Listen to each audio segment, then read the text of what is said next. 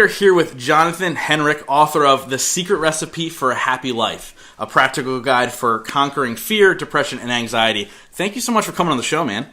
Thanks for having me. Really glad to be here with you guys. Thanks, Jonathan. Yeah, I mean, it's funny because I've known you for a really, really long time. So my best friend growing up is your cousin. So we've probably known each other since birth, which is insane. And we were talking before the show, and I said that I had no idea that you suffered with a lot of the things that we're going to dive into today. And now you're kind of on this mission to help others. And you've written this book to kind of give people a guide to, just getting out of their depression, getting out of their anxiety, and all that fun stuff. It's not really fun. Bad term. But essentially where I'm going with that is, what kind of brought you to this point? Like, where was your path? I mean, I know you've had a crazy path, like professional drummer, traveled the world, all that crazy stuff. So tell us a little bit about your story. Yeah, when I was in high school, I struggled a whole lot with depression. That really was my main battle. When I was in 8th grade, I remember it really hit me the hardest when it kind of came to be a problem in my life where it became noticeable. And I couldn't stay in school. I hated staying in school, and I would just cut class. In middle school, that wasn't really normal for kids to do. Yeah. And then I started doing drugs and stuff in like 8th and 9th grade. And my mom found some, paraphernalia, and she's like, "What is this?" And I broke down crying. I said, "Mom, I need help." Because I was so suicidal. And I had always been suicidal since I was like a little kid. I talk about that in my book.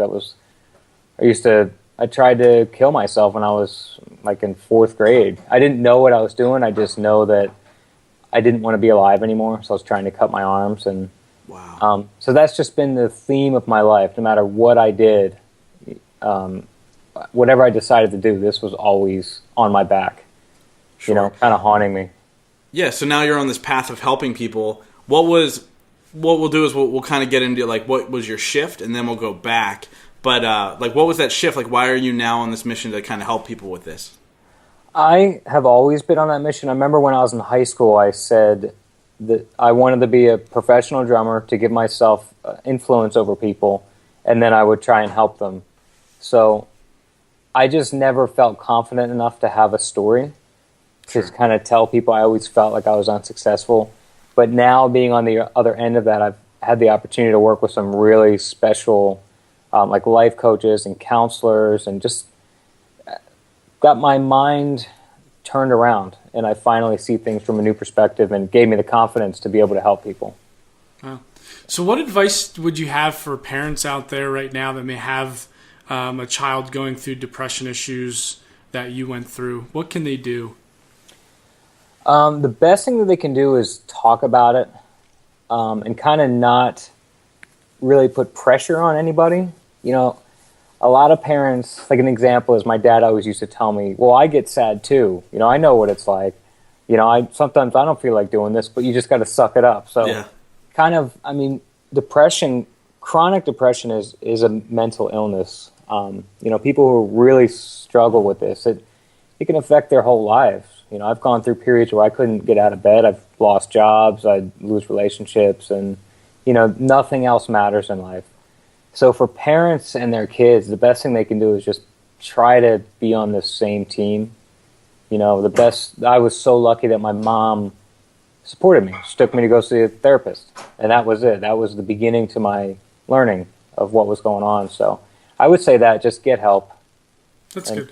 What are some signs that maybe parents or friends or anybody can look for to help or reach out? You mean signs with someone who's struggling with depression? Yeah. That's a tough one. There's a lot of people who I have met. There's these two styles of people. Some people want everyone to know that they're depressed, and it's kind of like a fad. And then there's people who are really depressed, and they hide it really well. So one thing I've always heard is if somebody's really, really depressed and they act depressed all the time and talk about death and stuff, and then out of nowhere they're all of a sudden really happy, that's not a good sign usually, because it means they're getting really suicidal and they see suicide as a solution. That's one thing I've always kept in the back of my mind. But signs, you just really got to get to know people and talk to people. And if they're your close friends, just look at what they're doing with their lives. A lot of people who struggle with depression don't finish things. They kind of have all of these, I'm going to do this, I'm going to do that. And then you see them in a couple of weeks and you're like, hey, what happened with that? And they're like, I never did that. And relationships fall apart. And, they talk a big game, but they don't ever really do anything. That's what I've noticed. And it's not a bragging thing when they talk a big game. They're trying to escape this thing, this monster that they're running from. So. Yeah, totally makes sense. What is there a point in your life that you personally can relate it back to, like this happened and it kind of was a domino effect, or do you just feel like there might have been something that you were born with? Like, I'm just curious where something like this might come from. Yeah, it all comes from childhood conditioning. It's so funny sometimes because people make fun of it. I remember there was a Saturday Night Live skit a while ago. I don't know if it may have been our generation, but where the guy would look in the mirror and say, I'm good enough. Oh, yeah. And doggone it, people like me. It's just all of this conditioning that you pick up from childhood about feeling unloved and things like that. It's people that don't struggle with it don't really appreciate it. But when you struggle with depression or anxiety, you look back that this conditioning implanted these belief systems into your head, thinking that you're unlovable, and then you basically project your whole life forward that you're unworthy, you're unlovable, and in my book I talk about your needs not being met. So you think that because you can't get a girlfriend, you're unworthy and you're unlovable, and that's not really a need. So just kind of this misperception about your whole life that you pick up from childhood. Okay. Now, in your book, you talk about still having the feelings that you've had when you were younger, but now you use things to cope with them. What are some of those things that you do? Well, meditation is probably the biggest, because what I have found is that people have a lot of feelings that they run from. That's basically what all of this is. So they put you on medication. Your feelings are an indicator of kind of what's going on around you. If you're scared of something, that usually means your body's trying to protect itself because it feels threatened. So if there's something you're scared of, but that's where you have to dig deeper. So if I was afraid, I used to be in phone sales. If I was afraid of making phone sales, you have to challenge these belief systems that that's actually a threat. Does that make sense? In the old days, I would think that a tiger chasing me was a threat, so my body would react. But learning to overcome those belief systems that this isn't a threat. It's like taking a rational mind to an irrational belief system. So that's really what meditation helps you do. Lets you feel calm, teach yourself to calm with breathing. So if I'm about to make a sales call and I'm really nervous, subconsciously my mind's saying, hey, you're going to get hurt, get nervous, and it sends that cortisol out through your blood and adrenaline. But if you practice meditation, you can take a deep breath and say, hey, this is just a thought. It's not going to hurt me. We actually, last night we had another interview that'll be the episode before this one airs. So last week's episode, we interviewed a guy named Philip Shepard, and he is very advanced in like layman's terms, like you need to listen to your gut feeling. It goes a lot deeper than that, but that's really kind of, it's funny how you kind of relating what he just said and just thinking that your mind can play tricks on you. And having those fears and having that anxiety is almost a tool that you should be able to use. Now, do you feel like the drugs that they put you on can mute that and it hurts you in the long run? Yeah, there's a catch with that. I always thought when I was on antidepressants, they put me on Celexa and Adderall, and I was on Celexa for like 15 years or something like that. And when I was in school, let me start over. In my adult life, when I came off medication, I had all of these feelings and emotions and anxieties and depression. And I spent all this time going back thinking, did I ever have this before when I was on medication? And looking deeply, I did. It just, nothing really changed. I was still anxious. I was still nervous. I still had the same destructive patterns. I just was a little bit more ignorant that I was doing it. Does that make sense? Yeah, no, absolutely. I mean, I think that when you're younger, you're not as aware, and when you become a little bit older, you can open yourself up a little bit more. What made you get into meditation? I mean, almost everybody that we talk to says that meditation is a major part of their day. What was it for you? I mean, I know you said you talked to a lot of coaches and stuff, but what was it for you? Because it's not something that you would expect from a guy who was in a heavy metal drumming band, traveling all over Europe, which I want to get into that as well. But you wouldn't expect that. So what was that shift in your life? Yeah, I'd always heard about meditation. A few counselors I had seen recommended books. There was one called The Mindful Way Through Depression, and that had a CD that went with it where you do body scans and things like that. But, when you're 17, you're not really interested in going through a whole book like this. I was interested in the medication that will get rid of it quickly. Yeah. So I got really into being an entrepreneur, and I'm sure everybody's, Steve Jobs is like the number one entrepreneur everybody loves. So I read his biography, and he talked about his time in India, where he read a book called Be Here Now by Ram Dass. And that book really got me into meditation, where I started to take it seriously. And then that led me down a path to finding a spiritual teacher and things like that. So Steve Jobs, I owe it to, really. Wow. So you, in your book you talk about, and you talked about it a little bit already, but in your book you talk about mood disorders and being diagnosed with those, and then also just the circumstances of your life giving you depression. Can you talk a little bit about the difference between the two and how somebody can identify that? Sure. So when I was a little kid, they diagnosed me with major depression. And they told me that I'd be on medication the rest of my life and all this stuff. And, in reality, what was going on was I was in a really unhealthy household. My mom wrestled with depression. My mom struggled with obesity. My dad left us. We all have dysfunctional families, but that's kind of the thing, was I had this belief system and this pattern-based thinking and these issues, and also my diet. I mean, all we eat was like pizza and candy, So they diagnosed me with this, something wrong with my brain, something wrong with basically my personality, and put me on medication, which I think was wrong. So, like I had said before, depression is usually it's just a poor thinking, basically. There's people that really wrestle with it that can be chemical. And then there's some other people that don't really have it. It's just kind of like, your dad left as a kid, your mom never loved you, type stuff. You can't find a girlfriend, and you just live in these projections. So it's kind of a fine line. A lot of people these days want to get on medication because we all think that we're not supposed to be stressed or angry, and then we do all of these things that make us even more stressed, and we just perpetuate this cycle. Yeah. So I feel like it's getting worse. Everybody now just says, "Oh, I'm depressed. I need medication," and the doctors are just throwing it at people.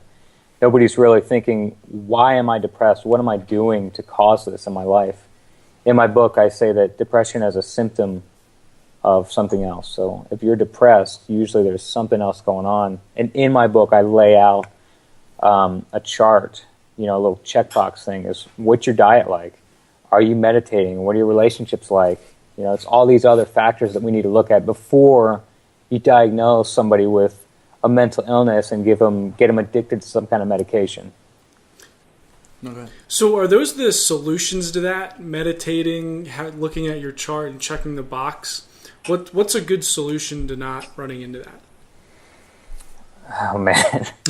Without taking 5 hours, sorry. Yeah. Well, the thing is, I was looking for my book. I don't know if I have a copy around here. So much has happened since I wrote that book. I met this guy, Michael Gregory, and he became my teacher. And I joined a Buddhist, they call it a sangha, where we go on retreats and things like that. And Michael teaches all the time. It's his life. He just teaches. It's all on videos, and that guy was the one person that just changed everything for me. because he spent so much time with me, and with his counseling, he did cognitive behavioral therapy with me. So they say that that's the most effective medication, basically. And there's another book that Michael actually had me read. It's called The Emperor's New Pills. And that book basically attacks everything about antidepressants. And they do all these studies that people are just as happy if they exercise, things like that, have a healthy diet, have a counselor, and cognitive behavioral therapy is one of the best things that people can do. And meditation, but you have to find the right support system. Like there's a guy I help out, and he spent a lot of time finding a counselor. I talk about that in my book. People go see a counselor and they say, oh, it doesn't work.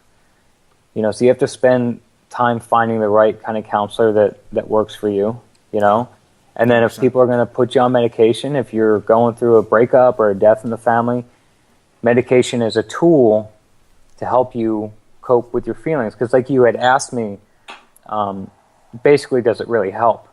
So when I was on medication, it definitely brought down some of the feelings. So if I were to confront somebody about a problem, like I confront my dad all the time because, trying to work through these issues. But when I was on medication, I wouldn't be shaky and I wouldn't be angry because it would suppress all these physical symptoms. So there's all different kinds of ways that I did talk about in my book, and I don't like shutting anyone out. I mean, if medication keeps them from committing suicide, cool, that's amazing.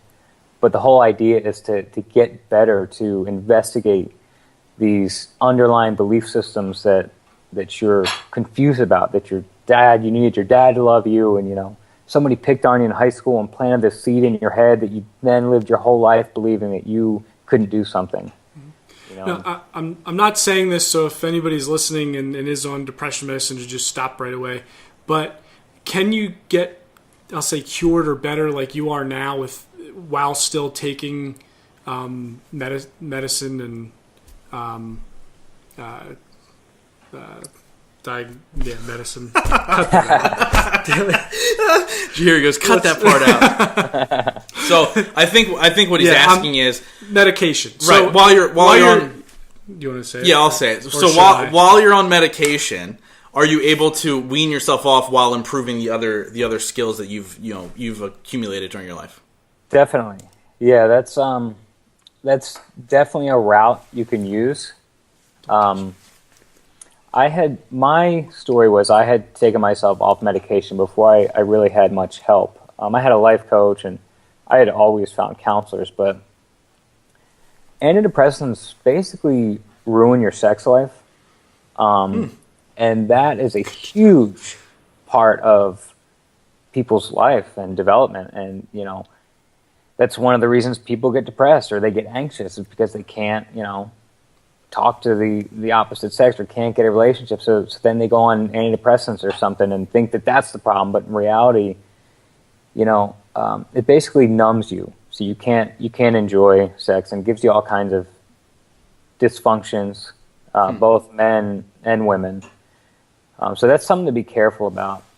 So basically, to answer your question, yes, they can, but I believe that coming off antidepressants is the ultimate freedom, because it's unbelievable, man. I have been on medication almost my whole life, and to not have to worry about getting a prescription refilled, and to not have to worry about thinking if I brought my medication on vacation, or people can't say to me anymore, hey, did you take your medication today? It's like, no, I'm just crazy. Yeah, you're like, no, I'm good, man. I'm good. Yeah, that's great. And I think we've lost, and not to get political, and we don't have to go off on this tangent, but I think as a country and a whole, we've lost the focus that antidepressants were actually made there to help you through the hard times, and then get the therapy that you needed to then wean you off the drug. And I think that we've lost, kind of sight of that. And I like that your message is saying, hey guys, let's get back on the horse here. Like, it's going to be all right. We just need to do the right things to make sure that it's all right. So obviously I want to acknowledge you for that. Like, I think that the message that you're spreading is totally amazing and really needed right now. So that's incredible. But what I want to kind of shift focus really quick and talk about your life a little bit more away from the antidepressant, because we talked about a number of things. You go, I wanted to be a drummer to support, what you're doing now, and and then you talked about entrepreneurship. So you're somebody who sets a goal and you achieve it. So let's dive into your music world first of all. So you wanted to be a drummer. I can't even imagine the small percentage of people who make a living drumming, and you were able to do that. So how do you view something like, okay, I'm going to set a goal, and then how do you get there? Because it seems like you've done it time after time after time. So how do I view that? Yeah. Well, it's funny you say that. I talk about that in my book, because that was the one thing that pulled me out of this deep depression when I was in high school. Was I had found an outlet, and it was drums, and I was really good at it. And I had a mentor, and that was probably one of the most important things that happened to me. Was I found a talent, or I found something I loved to do. I found a mentor, and I set goals. And I mean, that was it. And that's what really got me going, and kind of put aside. I didn't have time or even worry about being depressed. I mean, I still had my ups and downs, but I was on medication at that time. So that's super important. I mean, people need to learn to set goals. And in my book, I talk about after my brain tumor, I had gained a lot of weight. And, I was like, I'm going to wake up at 6 a.m. tomorrow morning and jog 3 miles. And it's like our minds want to do all these things, but we can't face reality. So there's kind of a fine line. People told me my whole life I could never be a professional drummer. So you need to face reality, and you also need to set goals that people tell you're crazy, and then learn. There's all kinds of Tony Robbins stuff, and there's a guy, John Assaraf, that I use on goal setting. Jim Rohn, Brian Tracy. It's one of the most important things that anybody can do is set goals, and there's no excuses. Everybody can do it. A goal can be to come off medication. A goal could be to have one day to be happy or anxiety free. So it's the only thing that keeps us growing is setting goals. That's awesome. So obviously start small. You don't obviously have a big picture, but you're not going to accomplish, like you said, you're not going to wake up tomorrow if you've never ran before and run 3 miles and, lose 40 pounds in 3 days. Like, it's just not going to happen. So small goals to obviously get you there, which is obviously great advice. Who was an inspiration for you in your life to really focus on these mentors? Because it also seems like everything you've done in your life, you've gotten a mentor. You found the master, and then you followed the model. So what was that inspiration? Like, why? That's funny you say that. I don't know where I got the idea to find a mentor. I just know that I was blessed to have people in my life that wanted to help me, and I was able to listen to it. So my first mentor, trying to think. I mean, my first real mentor that I knew what a mentor was, because he said, "Hey, I'm your mentor," was my dad's friend. His name was Mark Hopkins, and he was a barber, and he cut my hair ever since I was an infant. My first haircut he cut, and then I knew him for about 13 years, and then he found out I was playing drums, and he used to be a professional drummer, and he said, "How about I come over and show you a couple things?" And I remember thinking, yeah, I'm so good, like he probably can't show me much. And came over and just blew me away, man. And that was like the beginning of this whole journey together, because he was the first person that said the opposite of what my parents had said to me and what everybody said. He said, you can do whatever you want in life. So mentors, there's people out there that have made it, like you would say. It's kind of simple. You find these mentors and then just replicate what they do. And they're out there. People are willing to help you. So that's probably another super important thing you can do is find a mentor. Absolutely. I mean, everything you're saying is just so spot on. I love where this is going. What are 3 things somebody who's struggling with depression right now can do on a daily basis? Make sure we do these 3 things every single day to really start getting themselves out of that mindset. Number 1 would be, this is what Michael used to have me do every day, and then I also found out, it's an attitude of gratitude. And write down 3 things when you wake up, what you're grateful for, and 3 things when you go to bed, what you're grateful for. That's the biggest thing. I mean, in my book, I talk about, I think I have a page here where it's blank. And I talk about how you're thinking.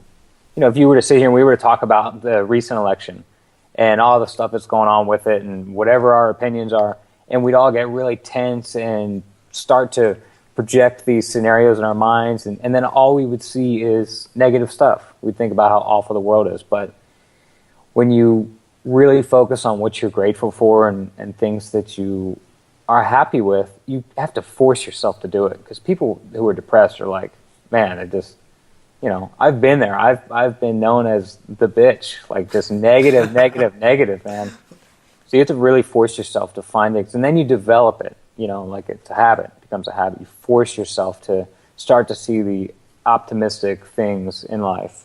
So that's one, if not the most important thing you can do, is try to change the way you think, and that's how you do it, is just be grateful for things. The second thing would be to exercise. Again, you have to force yourself to do stuff. I talk about it in my book. Is there's thousands of self-help things out there, but it's that little tiny gap of when you don't want to do something and you just have to suck it up and force yourself to do it. And then once you do it, you feel better. You know, the effects are exponential. So you suck it up, put your running shoes on, and you get outside. That will change your life, you know, like crazy. And then the third thing I would say is your diet.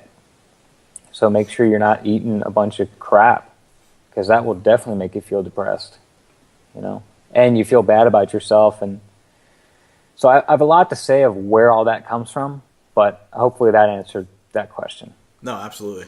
Nice. I just have one more question, and you touched on it a little bit, but cognitive behavior therapy. Can you just explain a little bit more about what that is and what that can do for people? Yeah, definitely. Basically, what cognitive behavioral therapy is you retrain your brain with different thinking patterns. So, like, the simplest form that people are familiar with is a rubber band around your wrist. So you're about to ask a girl out or whatever, public speak. You have this thought pattern that says, oh no, what if this happens, or what if this happens, depending on what the feeling is, if you're anxious or depressed. We'll just use anxiety for now. You're anxious and your thinking is, oh no, what if this happens? And you're projecting these scenarios, worst case scenarios. So you could snap the rubber band on your wrist and replace it. So it's kind of like editing a tape. You know, you have to replace those belief systems, especially when I was just reading a Tony Robbins book. It's basically you associate these negative things. So you have a bad event with public speaking, your mind's now going to associate that. So every time it happens, it's just chemical. Your mind thinks, oh no, this is bad. So cognitive behavioral therapy just retrains you. And you break down, basically you put that rational thinking mind to your irrational mind. It says, I should be afraid this is going to hurt me. Cognitive behavioral therapy would rationalize and say, no, this is nothing to be afraid of. You're going to be fine. Everything's okay. And then it's that over and over and over and over again. After 30 days of doing it, it's weird, man. You start to, it really does change your brain. It's really weird. I feel like anybody can try that. I might try that. Yeah. No, seriously. Yeah, and then you associate that pain of the rubber band to that negative thought, and then at some point you're just like, I'm never going to do that again. I do have one question. Can somebody else do it? Like, can I put a shock collar on Justin and shock him whenever he does something? No, because like I would not allow that. Yeah, you can. Definitely. Yeah, you can. It's abuse, but yeah, right. It wouldn't be a good idea. One last thing before we begin to wrap up here. You talk about in your book expressing your emotions in a healthy way. And I think a lot of times we react instead of pausing and thinking and then, you know, saying what we're really feeling. And so we get angry or we say things we don't really mean. And this can obviously hurt relationships. And you talked about how important it is to have healthy relationships. So what's an exercise somebody can do that's a reactor instead of being proactive that they can do to kind of shift their mind? Not cognitive behavioral therapy, because I've figured that might be a way to do it. But is there another thing they can do to keep themselves in check? You mean like in the middle of a situation? Yeah. Yeah, the best thing you can do is just take a deep breath. There's a Buddhist monk, Thich Nhat Hanh, I like to read and listen to his audiobooks, and he has a Just beautiful teachings on anger and things like that. And one of my favorite things that he does is, you breathe. And he says, breathing in, I know I'm breathing in. Breathing out, I know I'm breathing out. And then breathing in, I know that anger is in me. Breathing out, I know that anger is in me. So people think that, just like this public speaking thing, people get afraid of their feelings. So it's normal. I mean, you guys are both speakers, and you get nervous sometimes when you do stuff. It's natural. And people think that that shouldn't be there. And that's really what that comes in, is people attach to these thoughts and think, oh, no, this is going to happen. Just worst case scenario. So Michael used to teach me to plan. So when something would happen, I had a lot of issues in my personal relationships once I came off medication, and he would have me write on an index card to plan ahead. So if this scenario happens, here's the thinking. Like, here's my escape, is I'm going to watch my breath, and these are the thoughts that I'm going to put in my head. And then one other thing on that is to address your feelings. Learn to identify these feelings. So if you're in a situation you don't like and you have these feelings, usually it's, adrenaline running through your blood. You have to learn to love those feelings, and that they're okay. So you take a deep breath, and there's a book Louise Hay wrote called You Can Heal Your Life. She says when you're in a situation like this, you just say, I love myself. I love myself in your head. I love myself unconditionally. I love myself. I love these feelings. And there's another thing, guy Gay Hendricks and Katie Hendricks, his wife, says to think of something that you love, like an animal, and that, or a pet or a loved one, and that feeling you get is the feeling you need to use to love your feelings. So I hope that answers that question. That's what I try to do. No, that was awesome. I mean, I think that's so spot on, and I like every single one of those were great, and you almost need to really put them all together for it to be super effective, and I think that's really good.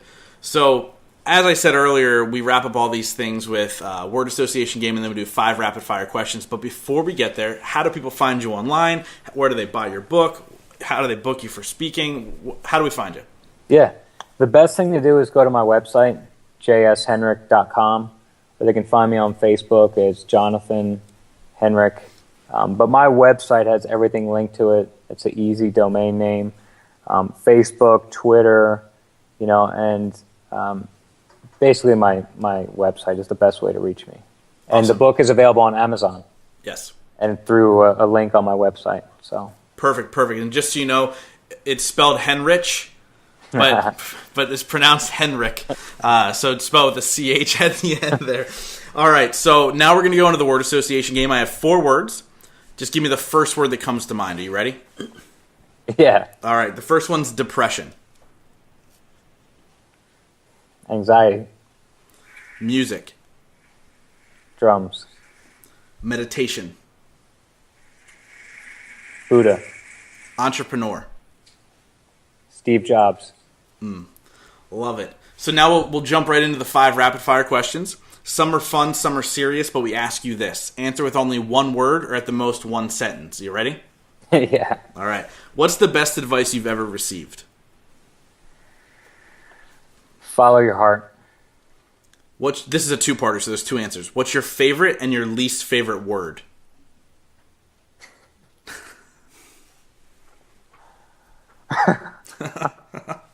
I don't know if I can say it on here. You can say it. You say it. Favorite word is probably fuck. That's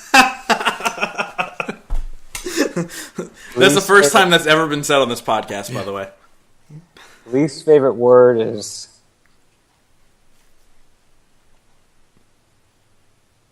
anger. What's the most embarrassing song on your iPod? Or iPhone? iPod's kind of dated. iPhone. Oh, man, that's a tough one. I got all kinds of stuff on there. Probably the thing that I'm embarrassed of most is I have a lot of Michael Jackson on there.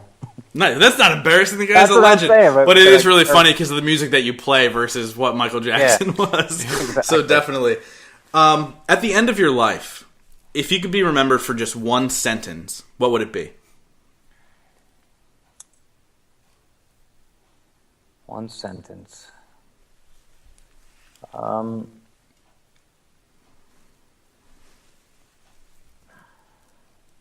made a difference. Love Nice. it. So obviously the name of this podcast is the Growth Now Movement. So we end up every single episode with the same question, and that is, in your life, what has been your biggest moment of growth? Biggest moment of growth? Anytime that I help people. That is it. That's why we're here, is to help each other and help each other grow. I love it, man. Jonathan, thank you so much for spending some time with us tonight and talking about something that not everybody feels comfortable talking about. And, just thank you so much for doing what you do every single day, because it's really needed, man. I greatly appreciate it. Thank you. Yeah, thank you guys for having me. Really, really appreciate it. Cool, man. Thank you.